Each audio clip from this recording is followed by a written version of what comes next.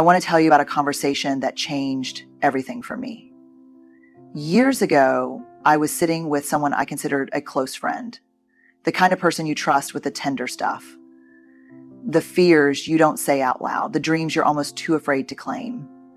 And in that moment, I did exactly that. I let my guard down, shared something real, and their response, it wasn't cruel, it wasn't even overtly dismissive, but it was off.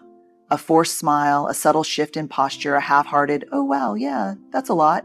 And suddenly, I felt too much. I wanted to grab my words and stuff them back in. I found myself laughing it off, minimizing, making sure they felt comfortable while I sat there feeling completely exposed.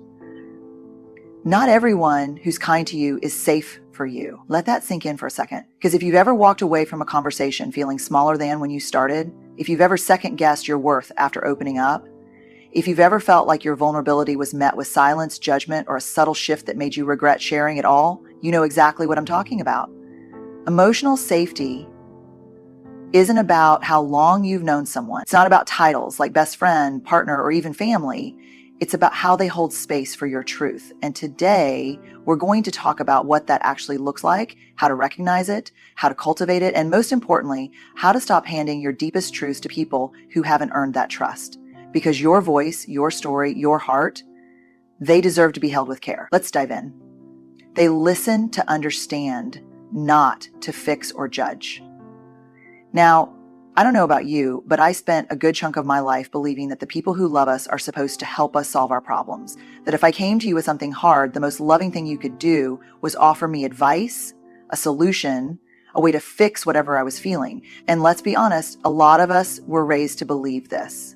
Whether it was a well-meaning parent saying, oh, don't cry, it's not that bad, or a friend who immediately jumps to, here's what you should do. But here's what I've learned. When we share something vulnerable, we're not looking for someone to fix it. We're looking for someone to hold it. Think about the last time you really opened up to someone about something heavy. Maybe it was fear, maybe it was grief, maybe it was that creeping self-doubt that whispers, you're not enough. And before you even got the whole sentence out, the other person was already armed with solutions. You just need to think positive. Have you tried meditating? Oh, that's nothing. One time. And suddenly you're sitting there nodding, pretending this response helped when really it just made you feel more alone. See the need to fix someone's pain?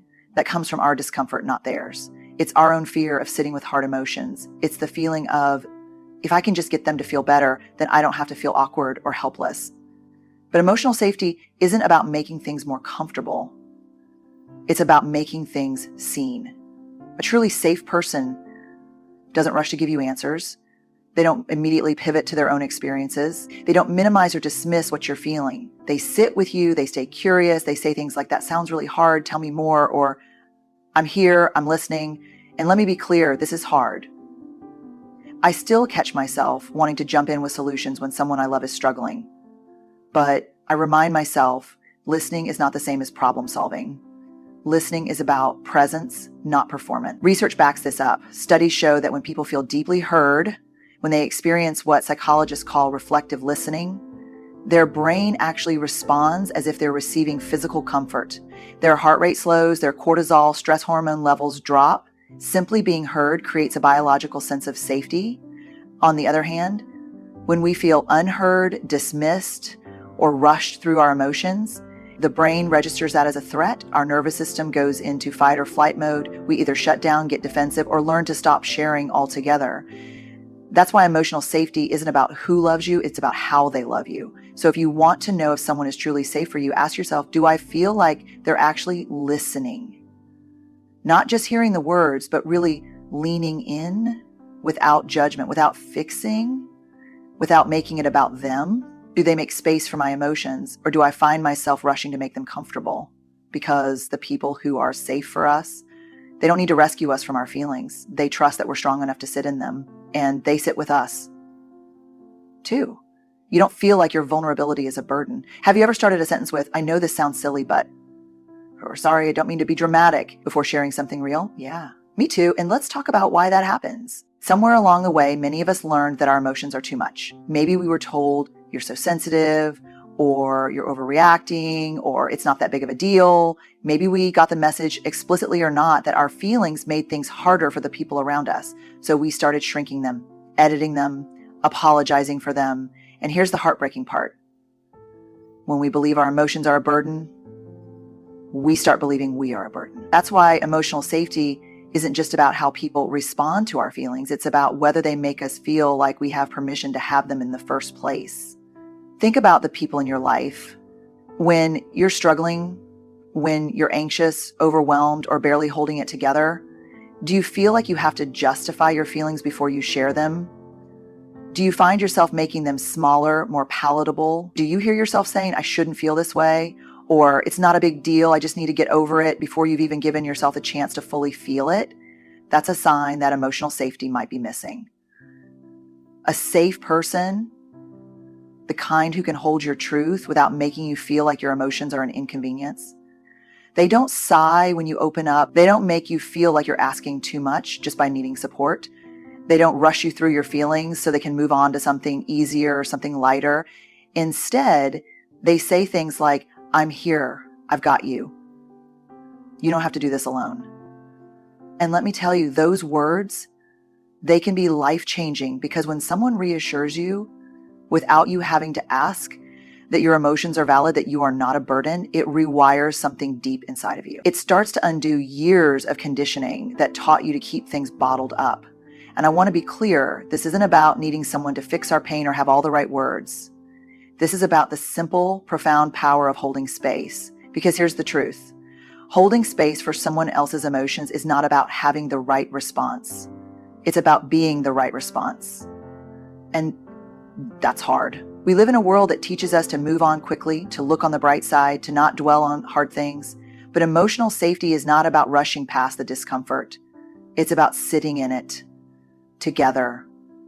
So if you want to know if someone is truly safe for you, pay attention to how you feel after you share something vulnerable. Do you feel lighter, or do you feel like you need to apologize for taking up space? Do you feel held, or do you feel like you need to explain why you needed support in the first place? Because here's what I know for sure. Your feelings are never too much for the right people. The people who are safe for you, they remind you without hesitation, without judgment, that you are not a burden.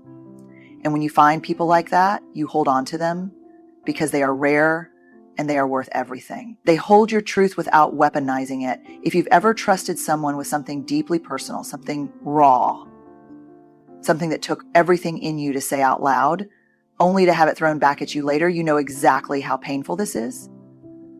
It's like handing someone a fragile piece of yourself and watching them put it in their back pocket, knowing they might pull it out and use it against you when it benefits them. And let's be clear, emotional safety ends the moment someone turns your vulnerability into ammunition. This doesn't always happen in obvious ways. It's not always someone yelling your deepest insecurity at you in the middle of an argument. Sometimes it's more subtle, a passive-aggressive joke, a comment in front of other people that hits a little too close to home.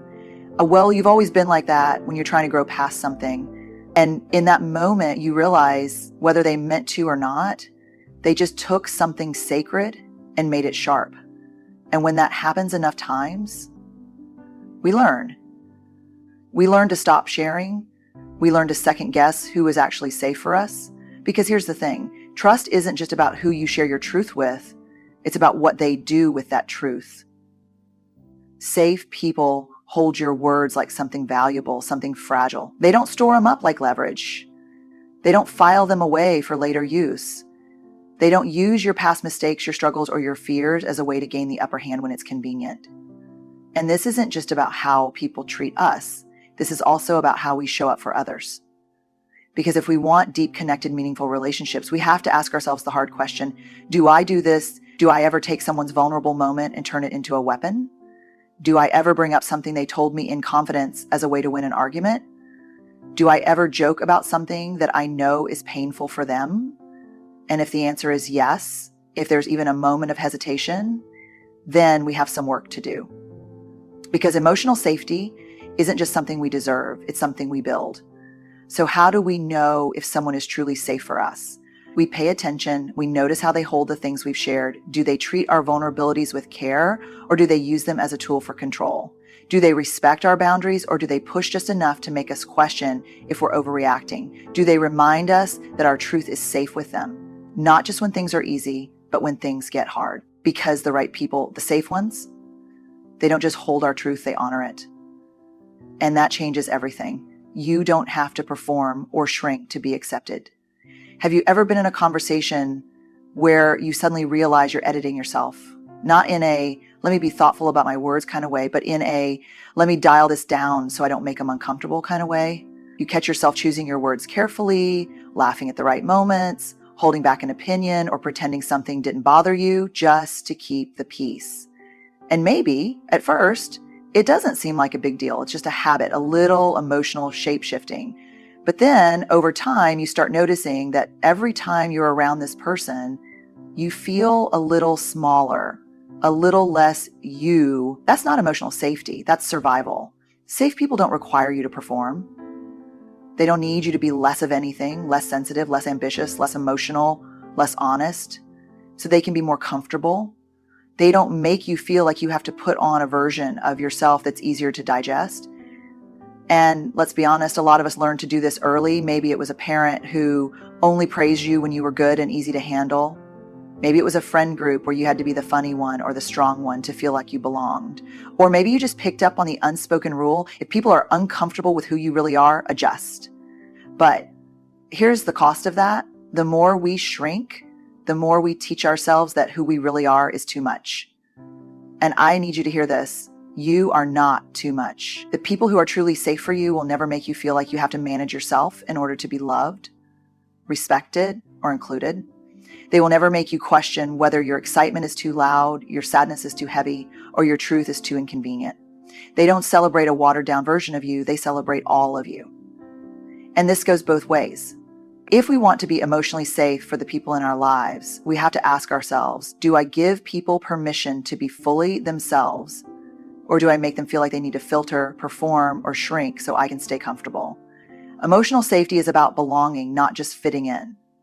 And there's a huge difference. Fitting in means changing yourself to be accepted. Belonging means being accepted as you are. So if you want to know if someone is truly safe for you, notice how you feel in their presence. Do you feel expansive, or do you feel like you have to squeeze yourself into a smaller version of who you are? Do you feel the freedom to be fully yourself, or are you always calculating how much of yourself is allowed in the space? Because the people who are safe for you, they don't just tolerate who you are, they embrace who you are. And that's the difference between being accepted and truly belonging. They take accountability and make it safe for you to do the same. If there's one thing I know for sure, it's this. No matter how much we love someone, no matter how emotionally intelligent we try to be, we are going to mess up. We are going to say the wrong thing. We are going to get defensive. We are going to hurt the people we love, even when we don't mean to, because being human is messy. But you know what separates a safe person from an unsafe one? It's not never making mistakes. It's how they show up when they do. Unsafe people avoid accountability. They shift blame. They say things like, you're too sensitive, or that's not what I meant. You're twisting my words. They make it about your reaction instead of their action. And over time, you start learning that bringing up hurt, voicing when something doesn't feel okay isn't worth it because it will just get turned back on you. But safe people, they make room for hard conversations. They don't make you regret telling them how you feel. When you say, hey, this really hurt me, they don't roll their eyes or get defensive. They pause, they listen, they reflect, and they say, I hear you. I didn't mean to hurt you, but I see that I did, and I'm sorry. And that right there, that's emotional safety. Because let's be honest, apologizing well isn't easy. Our first instinct is often to protect our own ego. I didn't mean it like that. You're overreacting. That's not fair. But when we do that, we send a message, whether we realize it or not, that our comfort is more important than their pain, that being right matters more than being connected. And I don't know about you, but I don't want relationships where people are just trying to be right. I want relationships where people are trying to be real. And real relationships require accountability. Now, this isn't just about whether they take accountability. It's also about whether you feel safe enough to do the same. Because emotional safety is a two-way street. If you're in a relationship where you feel like you can't admit when you've made a mistake, where you feel like owning up to something will be used against you, thrown in your face later, or turned into a personal attack, that's not safety. That's fear. Safe people make it easy to be honest. They don't weaponize your mistakes. They don't keep score. They allow space for growth. both theirs and yours. And let me say this, if someone never admits they're wrong, never says, I'm sorry without attaching a justification, never takes ownership of their impact, that's not emotional safety. That's control, and you deserve better. Because at the end of the day, emotional safety isn't about never getting hurt. It's about knowing that when rupture happens, repair will follow. It's about knowing that you can be honest, that you can speak your truth, and that the people in your life will meet you with humility, not hostility. And that's the foundation of every truly safe relationship. Emotional safety isn't a luxury. It's a necessity. It's the difference between relationships that hold us and relationships that harm us. And the truth is, we don't just deserve safe people. We need them. We need spaces where we can speak without fear, where we can be fully seen without shrinking, where our truth is held with care, not used as a weapon. So if you're wondering whether someone is truly emotionally safe for you, listen to your body. Pay attention to how you feel around them. Do you feel lighter, or do you feel like you're constantly bracing for impact? Do you feel free to be yourself, or do you feel like you have to perform, adjust, or apologize just for existing? And if you're realizing that someone in your life doesn't feel safe, that their presence drains more than it restores, know this. You are allowed to choose differently. You are allowed to set boundaries. You are allowed to seek relationships where safety isn't just a hope, but a given. Because the right people, they don't make you earn safety. They don't make you prove you're worthy of care. They don't keep you small to make themselves comfortable. They love you in a way that makes you more of yourself, not less. So go find those people, go be those people, and above all, remember, you are never too much for the right hearts. Good luck, and take care of yourself.